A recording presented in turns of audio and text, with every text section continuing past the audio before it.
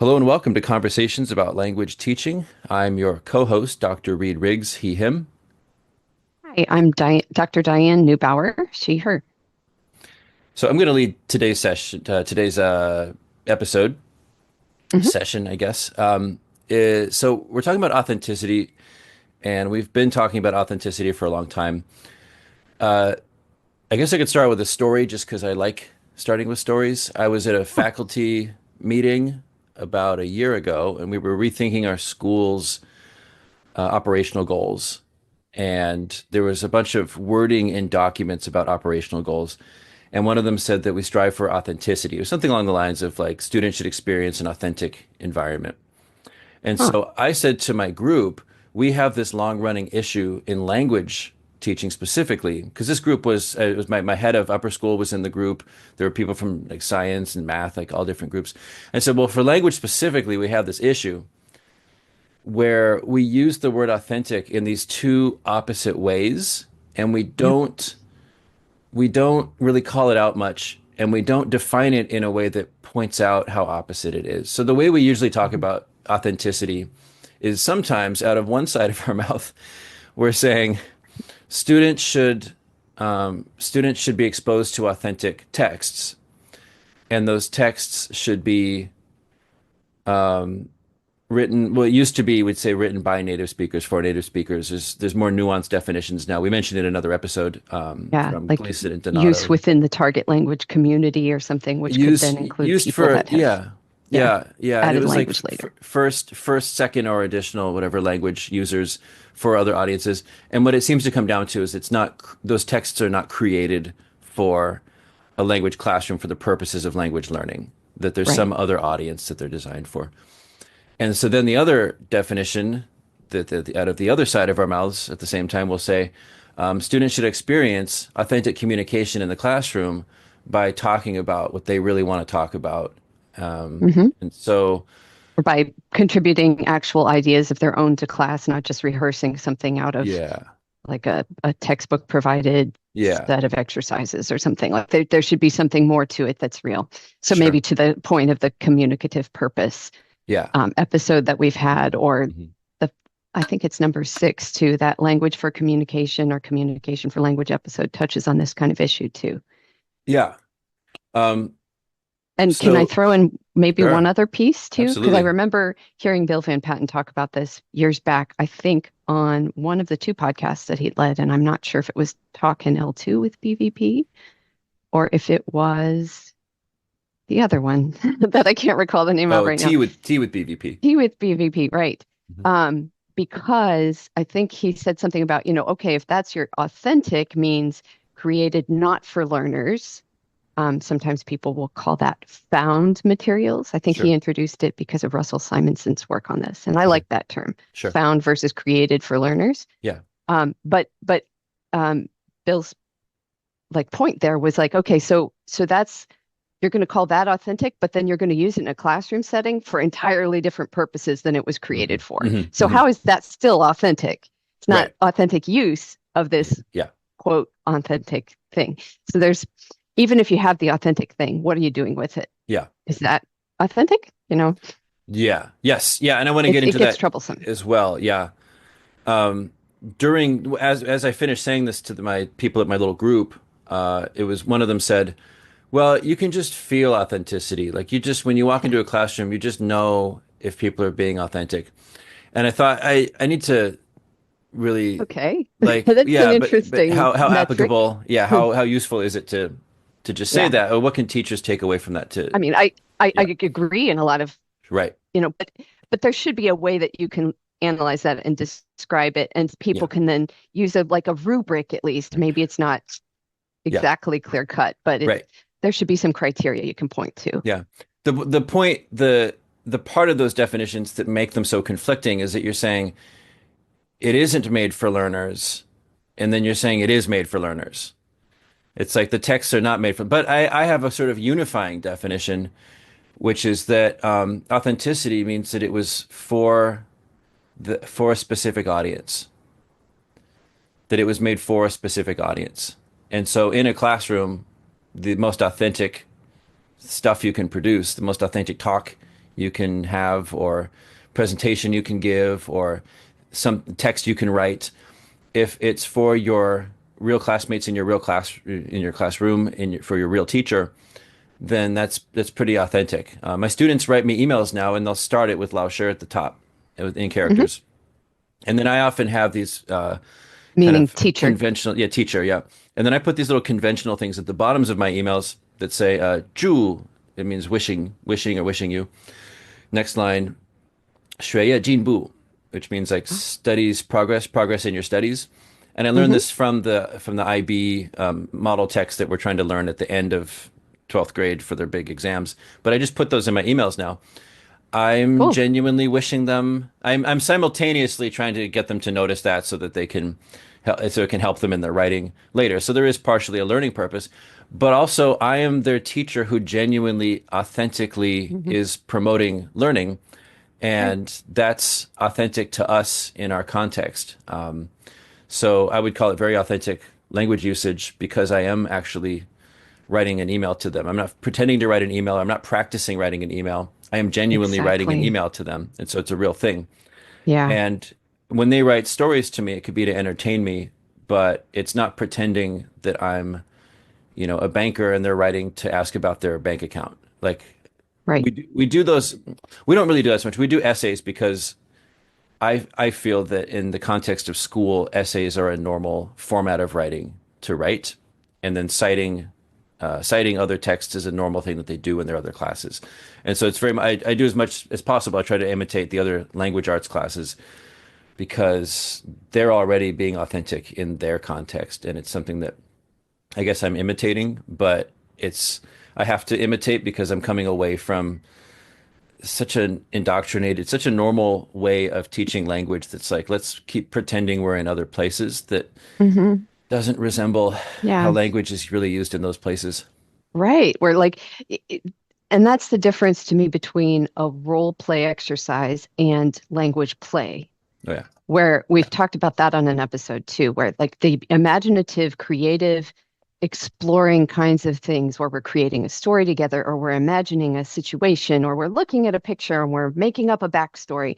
Like that to me feels authentic in a way that, okay, now you pretend to be a waiter and now you pretend to be somebody going to the restaurant and now have a dialogue, or Right. here's a text prepared for you to pretend to be those people. That doesn't feel like language play to me Yeah. any longer. And Right. it's to your point where these are people that are saying that they're acting like people from this real situation, but they have never been in it, and Yeah. they probably won't ever be the waiter, right? Right. They'll probably never be the person at the market stand that like a lot of these dialogues are set up like, okay, now you take turns doing this one, and now you take turns doing that one. And I think the goal there really is the belief that the rehearsing of production Right. is developing language ability. It's Sure. not considering this issue of authenticity really, but Yeah.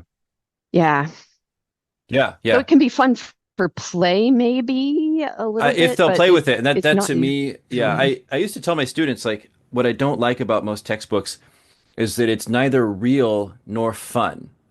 And so you've got Yeah, these activities or these dialogue scripted where it's like these aren't real it's people, very so serious we're not usually. learning about anyone. Yeah. And so then okay, if it's not real, then what fun are we having? It's also not fun. It's like, what do you do in Right. the morning? I do these five activities. Now you practice saying it yourself. There's another element. I want to come back to the play element. Let's see if we can put little bookmarks in here because Okay. play is a Yeah, good one. because it was a little bit of a tangent. Well, yeah, it. Some of the most authentic things we do in real life are entertain each other. And even when you think of like a serious the archetypal father reading a newspaper that seems like a serious thing, they're not reading like encyclopedias to learn. A newspaper is also a kind of infotainment. Like even just a basic newspaper, it's short, Yeah. often written at a sixth grade reading level.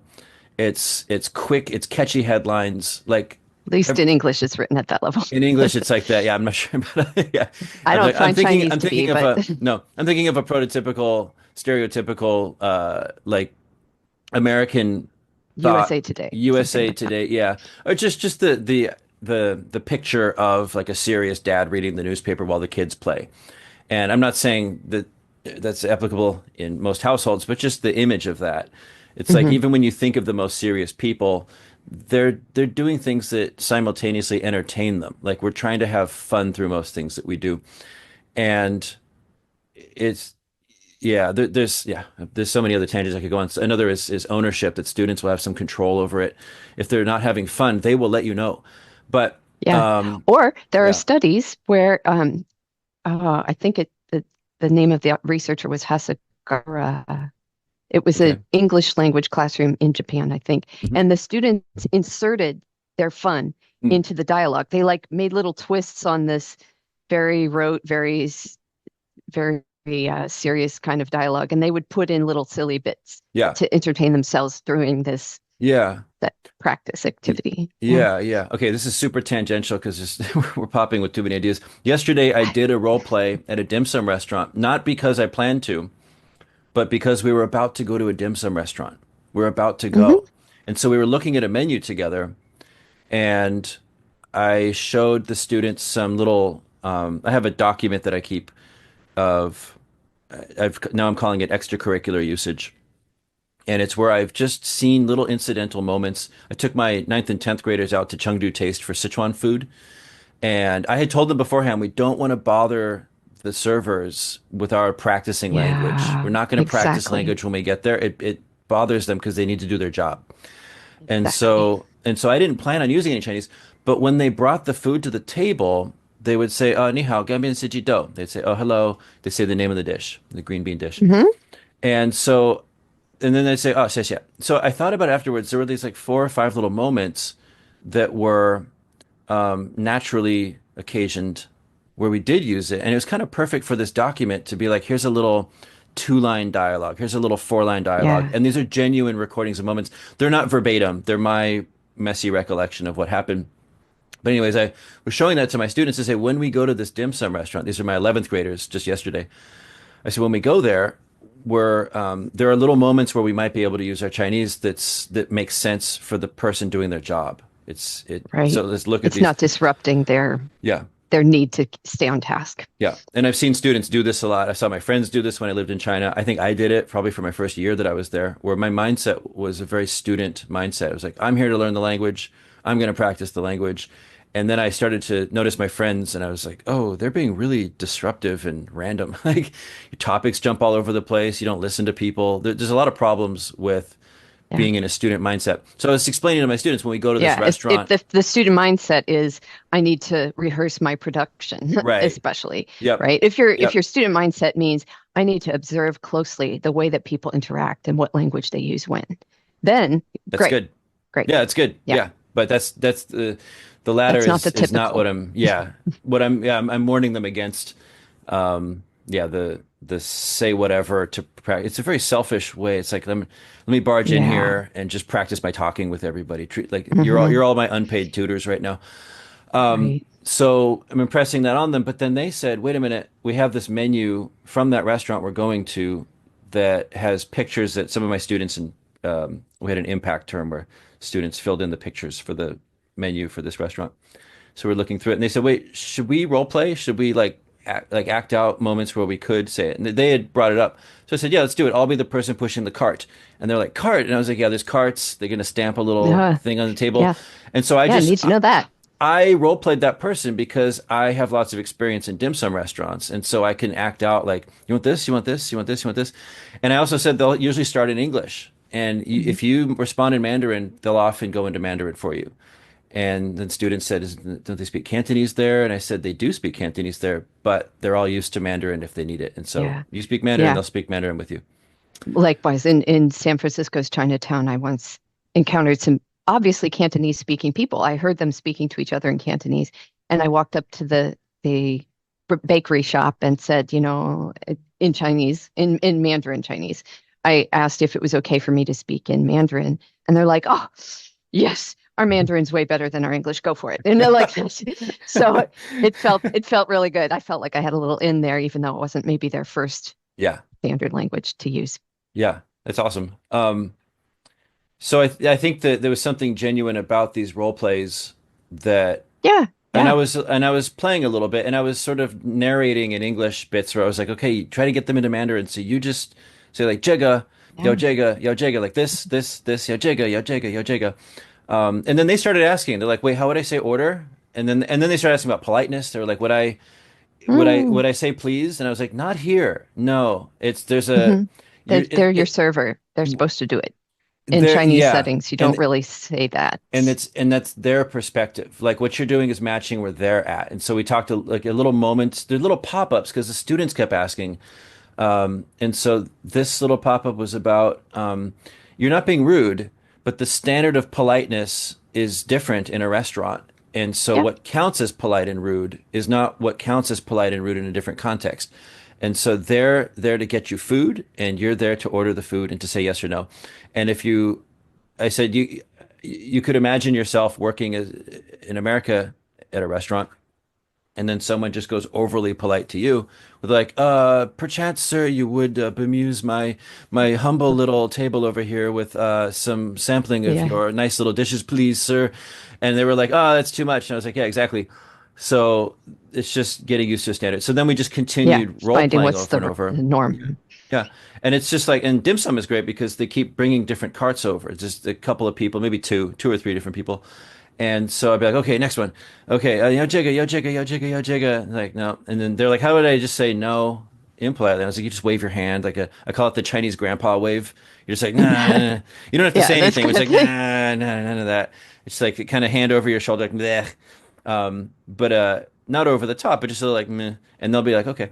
And Yeah, so because even, they keep moving in those restaurants. I've been yeah, in a yeah, couple of them, and yeah, they're happy to have you indicate quickly so that yeah, they can go on to the next person who's probably waiting over there. that's exactly it. Yep. So I would say that what the authenticity there was a lot of the students were asking for, like they were indicating what they wanted to know. There was a need. Yeah, And yeah. if I wouldn't do that on a day that we weren't immediately, like an hour later, going to leave for the place, Hmm. because this happens a lot where teachers are like, well, out in the real world, you're Yeah, one if you day they'll find be your in the one target day language culture, you'll and be in a they, place where you'll be in an office or a farm where you only can use the language. One day you'll be, and what if you're there? right. Yeah, it reminds me of a friend from Spain when I was in China. She saw me using chopsticks. I'm using chopsticks in it with like the wrong fingers, and she's like, "Oh, someone taught me that it's supposed to be these two fingers, and I use my chopsticks in a different way." And she goes, "Yeah, but what if the Queen of England came into your home and saw you using it that way?" And I said, "What are you talking about?" And she goes, "Well, in our homes, as children in Spain, we're always told, what if the Queen of England, sorry, not England, sorry, Queen of Spain." Okay. Queen of England is a rote, memorized phrase in my mind from growing up in an English speaking context. What if the Queen of Spain came in and saw you using your Mm. silverware that way? And I just thought, that's I don't know, that's for children. I don't know. It's not something I that I was need to just think about. yeah, I was just Um, looking to see if I had chopsticks here. I would yeah. display for Oh, those sure. watching this one, but Yeah. I do not. Um, Coming back to play then, since we put a bookmark in that, Yeah. at the Well, end of you just illustrated, I think, a real case where it's somebody could look and say, "Oh, that's practice," but I think I find it to be very authentic because, as you said, they really were driving the need of yeah. what words to use. Oh, how would you say this? How would you do that? Hmm. Because they're about to do it, Yeah. really, truly about to do it, Right. and that makes sense. Yeah. And there was it was authentic practice. Yeah, Like we were actually about to do it. So most yeah, situations, and it wasn't practice of language alone. It was practice of what were the actions that we're going to do in that restaurant. right. And then the language needed to do those actions. And so things like Okay. pragmatics, like politeness, things like Yeah, and pragmatics such as ordering. So these are all the actions that we're going to do. At the yep. very end of it, we had a few minutes left, and I said, "Okay, lizard talk. We have Which isn't, do you want to clarify that's a it's picture a talk thing that you do? it is a picture talk thing that Have I've you done with mentioned it them. before? Yeah, and we're going to get into it in our next episode. Next episode. Yeah. But they're used to lizard talk as like this is the space for absurd ideas. Because when we have AI generated images of lizard people in suits with briefcases on like misty planets, Hmm. now it's like, what do they eat? They eat 1,000 of their siblings. What are they? Ooh, Well, yeah, no, it gets really weird, but it's supposed to. Like sure. that's the Yeah, space for that's the weird stuff. yep. And so I said, okay, like last 3 minutes, lizard talk. Now we get absurd. What's happening in the restaurant? They're like, oh, Shi'iren Lila. Okay, Shi'iren is the lizard man. Shi'iren Lila. Tachurshama. What does he eat? Tachurshama. So then they just started like naming some of the dim sum stuff again. And there was really like popcorn speed too. It was like it wasn't Yeah, fun. we weren't role playing. I don't think we were role playing anymore. We were putting together a little story. And so Yeah, in that yeah. moment, it wasn't me acting as anyone. It wasn't them acting as patrons. It was just like, Hmm. oh, okay, the lizard man eats this. Okay, he wants to do that. Um, so it was a fun Yeah, so little now you way had to end authentic it. play. Authentic play. Yeah. And to me, the authenticity in play is, are we actually entertaining ourselves? Like, are we actually trying to make each other laugh or trying to make each other say, ooh, that's a good idea. Ooh.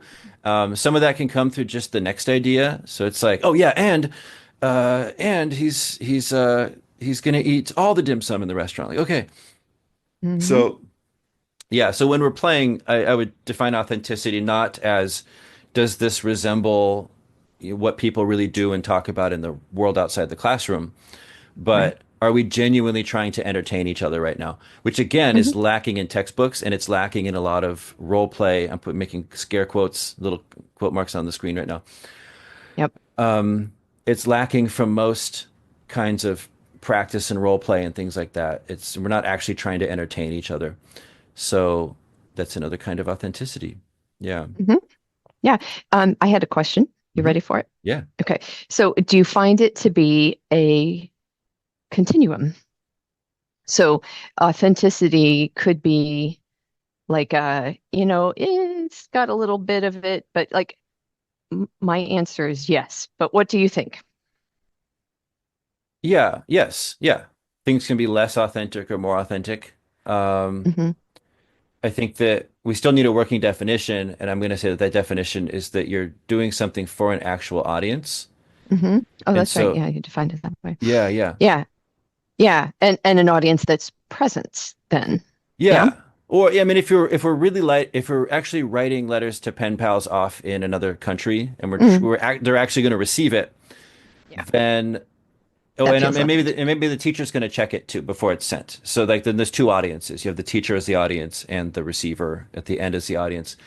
Then I would say if you're the other question is, are you actually trying to tailor it for that audience?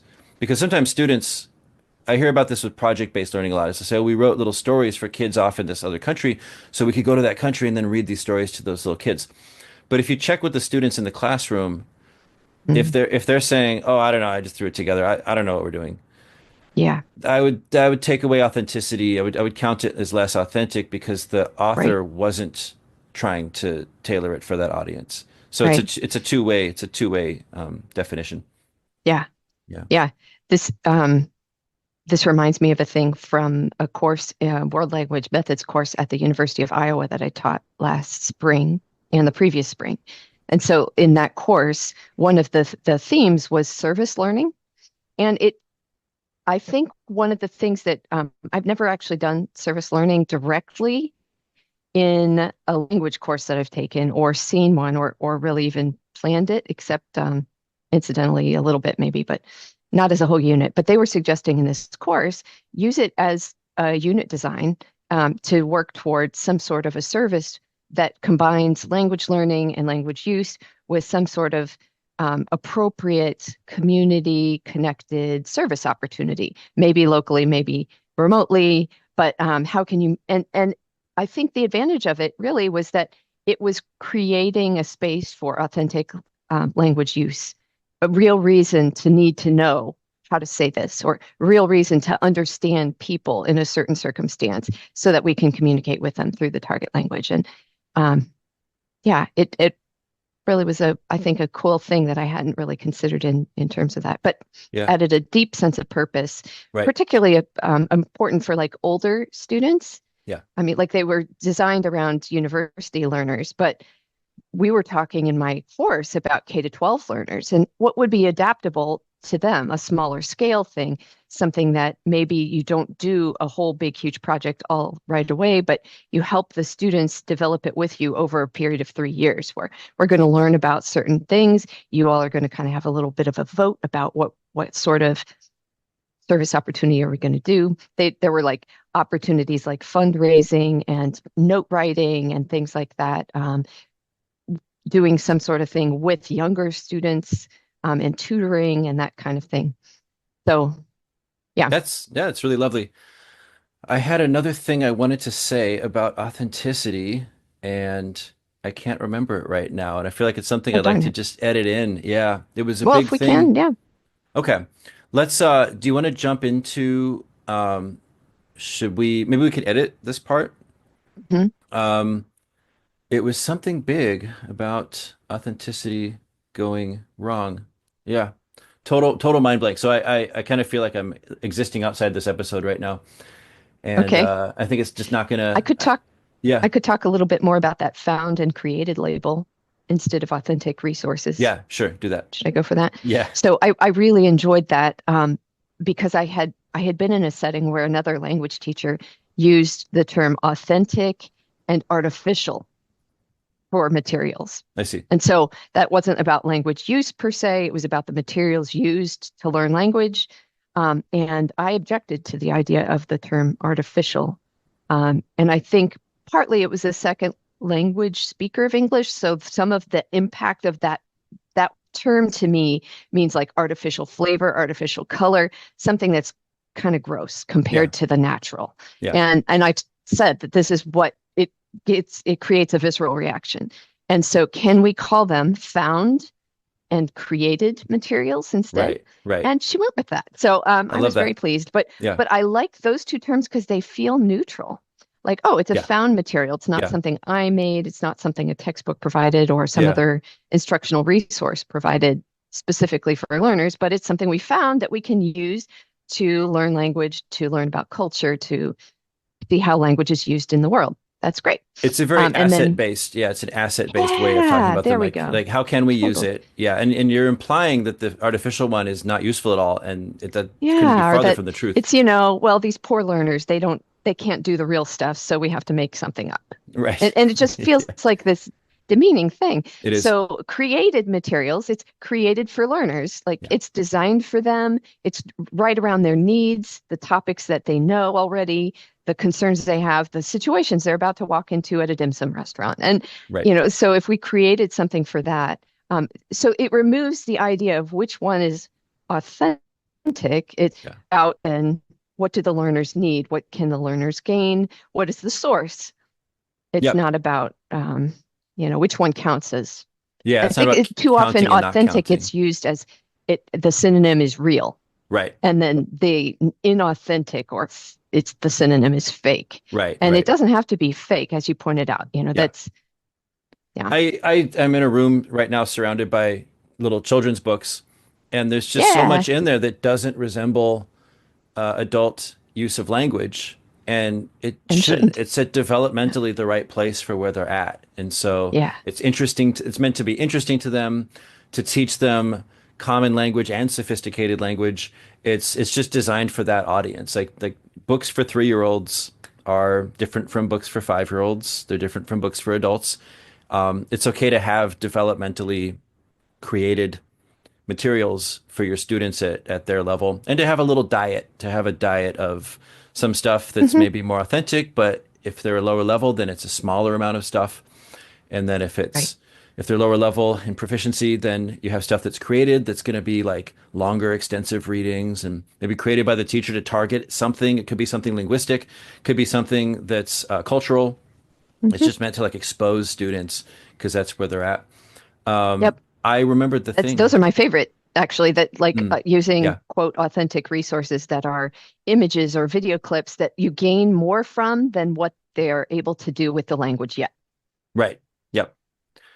So I remembered the thing now. It was coming back to the beginning of the episode when we talked about authentic use of a text or authentic use of something. So I I had this new perspective about what's the most authentic thing that people do with a language. And It could be put in the example of what happens when people get a shirt. They buy a new shirt and it's got a tag on it and it has multiple languages on it. What do most people do with those languages? Are they learning language from those tags?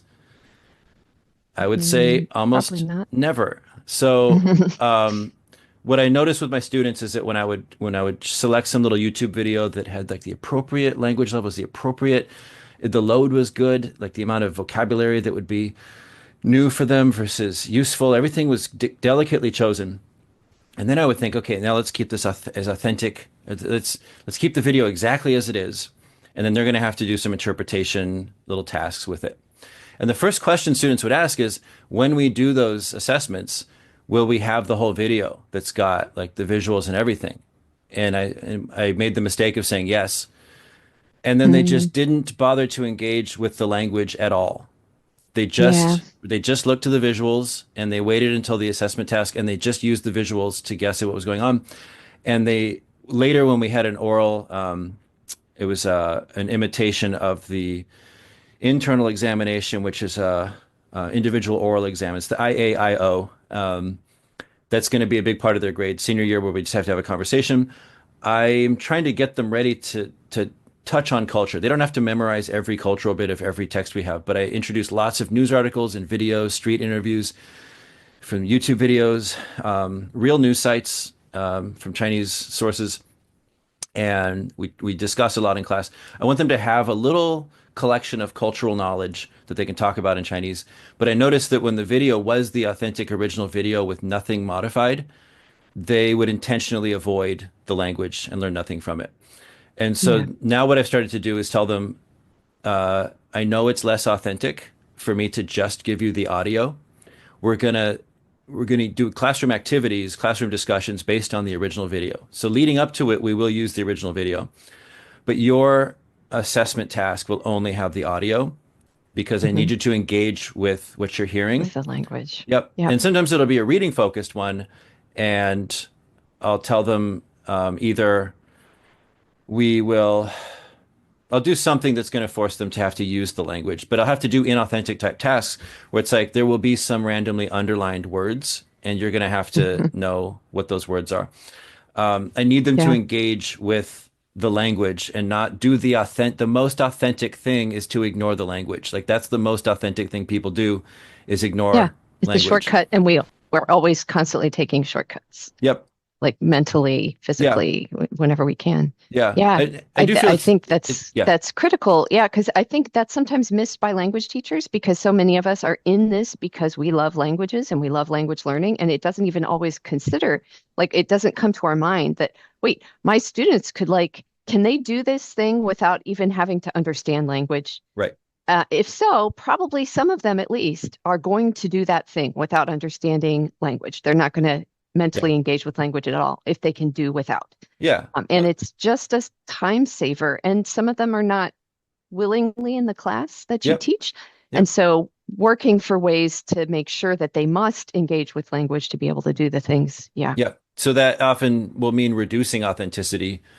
true. Um, in I guess in a twisting kind of sense. I don't endorse this sense, but in a twisted sense, it's more authentic because it's tailored for them as learners of the language who need to be learning the language. But if that's the case, then everything could be called authentic, and I don't want to go there. Yeah, it doesn't go that far. No. Yeah. So in terms of authenticity of who that video was originally made for, what audience that video was originally made for, I am making it less authentic.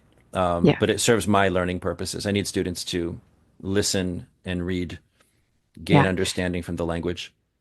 Okay. Along the lines of a continuum, can I Yeah. illustrate with a couple examples, I think, Yeah. maybe? Hmm. So let's say you have a menu that you want to show students, and there's pictures and there's just the language on there. There's no English on there, or there's no other L1 that your students know.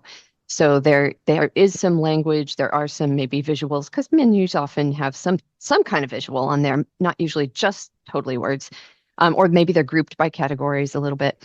Um, so if you were to take that menu and then pretend to have a waiter and customer dialogue built around the menu, I would say that's an it's a found resource Yeah. that's real. Yep. that's authentic, but you're using it in a very inauthentic way.